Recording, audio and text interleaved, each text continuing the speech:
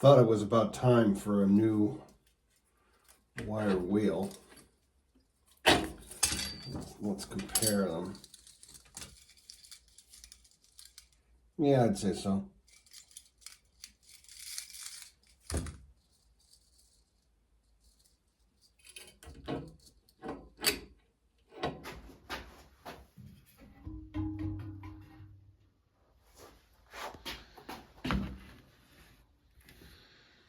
Today I want to take the front wheel apart and clean it up because I want to make sure that it is an S6 rim before I order the tires. That's what's happening on this episode of Featherstone Bicycles.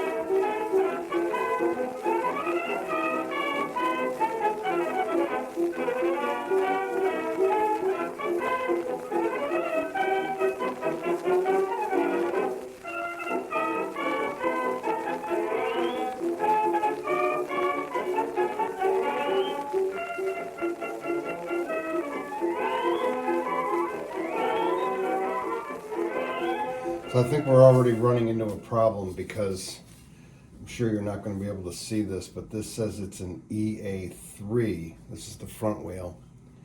And I looked that up on Sheldon Brown's website, and it said this is definitely not for a Schwinn 3-speed.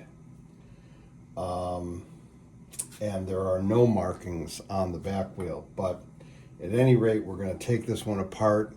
I'm going to go to the bike shop, see my friend there, who's the old Schwinn dealer, and see what we can figure out from there.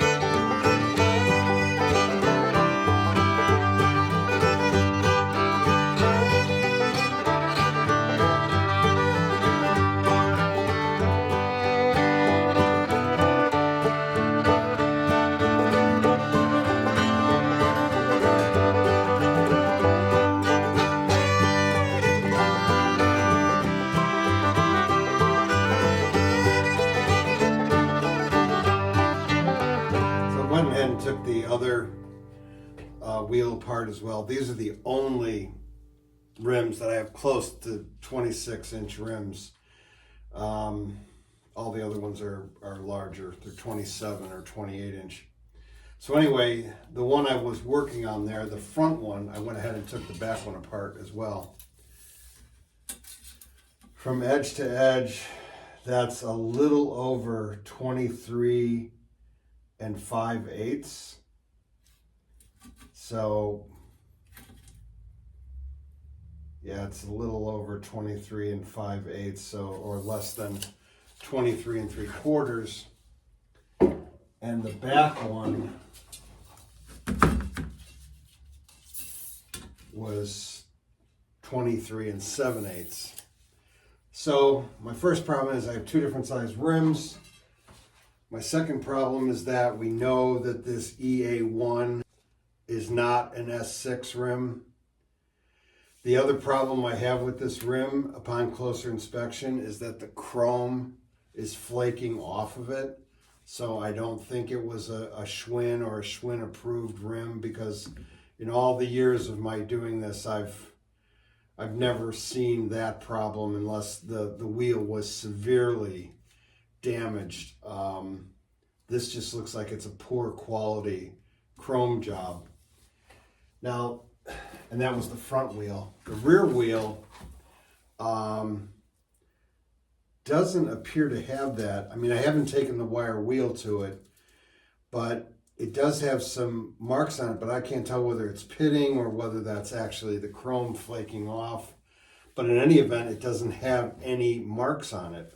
I mean, other than the fact that these two rims had the railroad tracks down the middle, which I knew that the S6 rim did have that. So I'm going to take these up to see my friend Mike at the bike shop and see if he can solve the mystery at all. And he has a stash of parts, so possible I might be able to get two of the same rims that'll fit on this bike, or two S6 rims, which would be great.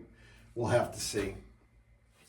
Well, it's a couple days later, and I have been to the bike shop, and fortunately, Mike up there had a S6 tire. So we compared it to both of these, and it turns out that,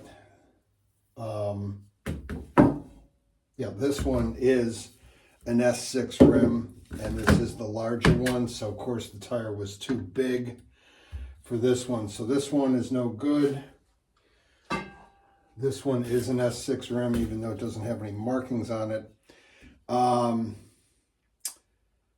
bad news is now I only have one. But the good news is that Mike has a stash of stuff at a warehouse, so he's going to look and see if he has another S6 rim.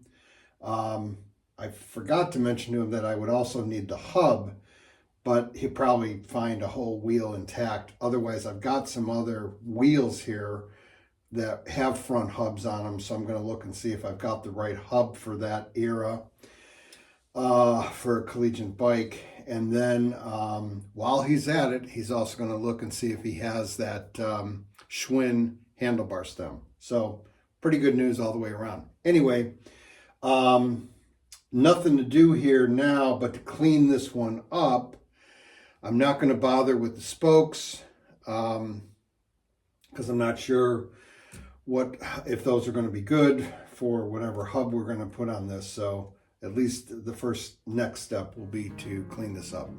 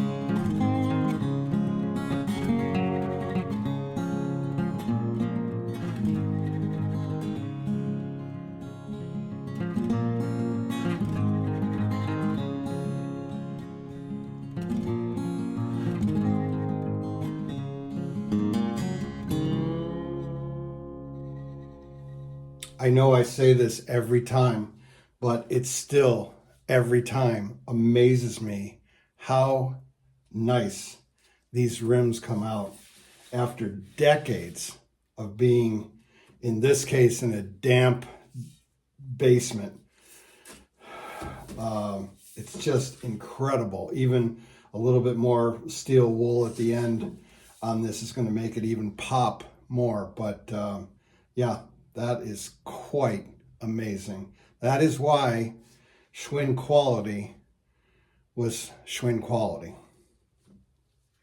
I went through my stash of hubs that I pulled out of the honey hole just in case I get a wheel from the bike shop that does not have a hub. It's just the rim. The only one I found that was similar to the other collegiate that I've done in a previous season, that is, I don't have the exact year in front of me, but I will put it up on the screen.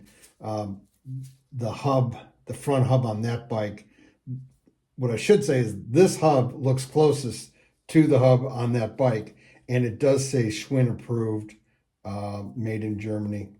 So I'll just use this as a backup in case when I get that wheel, hopefully get that wheel, if it doesn't have the hub, I can use this.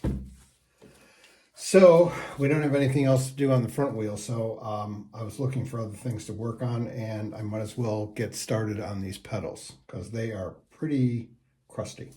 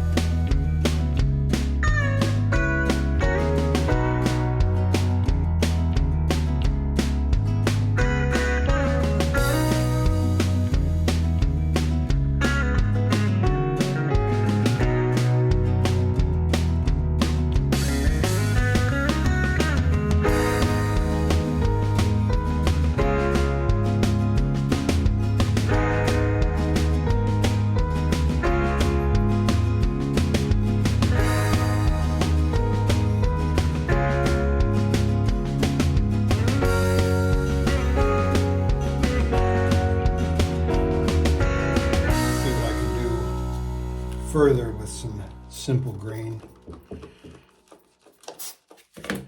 and a toothbrush. And then I've got the Dremel lined up here as well to get on the inside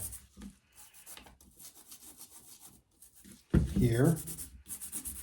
And then we'll put that tire dressing on here as the last.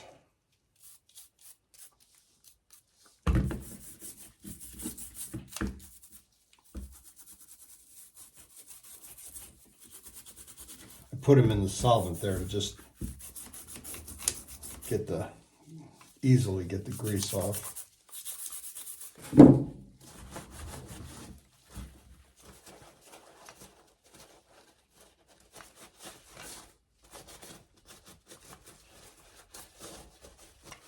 going to use some Q-tips to get sort of in the crevices down there. Hard to get to places.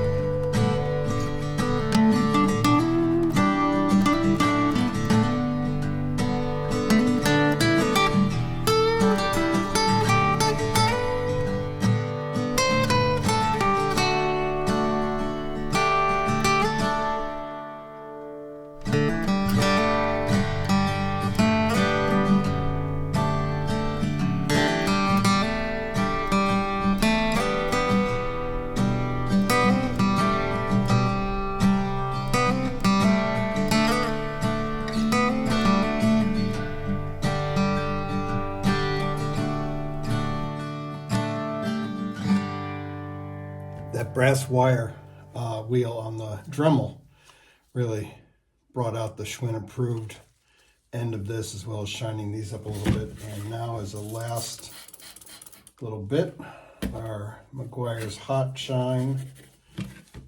Tire Shine.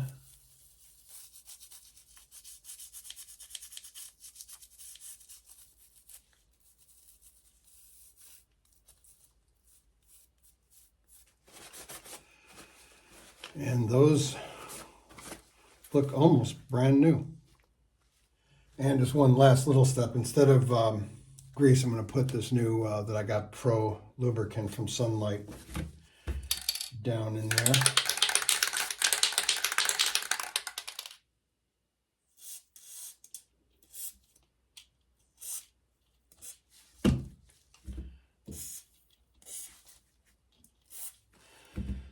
As well as in here. Oh yeah, they're spinning real nice.